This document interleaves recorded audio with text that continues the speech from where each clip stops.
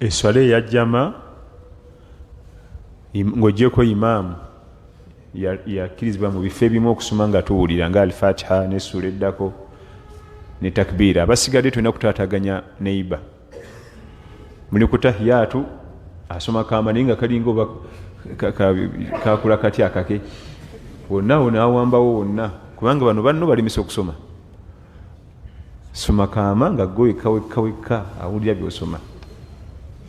Naye abamu eddoboozi baly'amaanyi tokkirizibwa kutaataganya. Ate mu swala ez'akaama era imaamu yakkirizibwa ate ekyo kikola. Mu hadithi eri mu Bukhari mu Muslimu mu Umdatul Ahkam hadisi mpanvu mulimu akalaini akaga nti wakaana yusammi'na ahyana. Oluusi nabbi sallallahu alaihi wasallam yatuulizanga byasoma mu swala ez'akaama.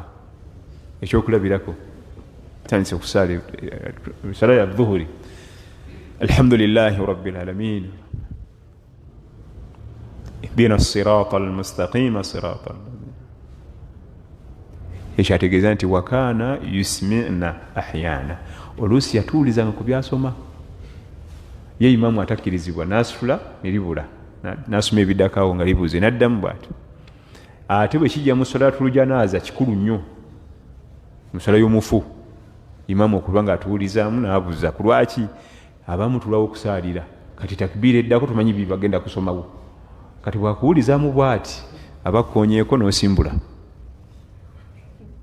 Tuli ffenna?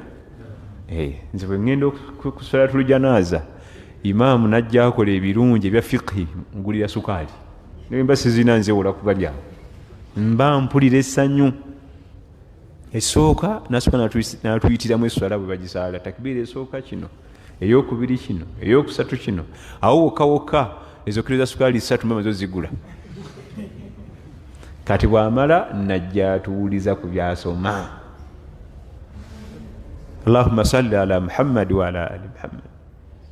Kati n'abadde asigadde nti takbiira eno ey'okubiri basoma ki akoleera lwanga luyiira tebasaalira nabbi. Kati ate tugenda okumaliriza awo ng'ezo ne zokkira endala mmeka 3 naza mukuba ekikonde bwalinga nti nkoledde bulungi. Ekyo kibaita fiqhu al-imama. Imaamu alina okuba nga amanyi ekyokukola. Fiqhu as-sala okuba nga oli mukenkufu otegeera essala. Kati okuwuliza kuli ku imaamu naye ffe abali mu layini muno tosoma tuwuliza oba otaataganya ate butaataganya ate munange ekyewuunyisa ye imaamu tataataganya. Kiba kubanga kyali kitaataganya yandibadde sallallahu alaihi wasallam tabawuliza. Wakaana yusmi'na ahyana yalinga atuwuliza oluusi eddoboozi ne liyitamu ne libula ne liyitamu ne libula. Naam.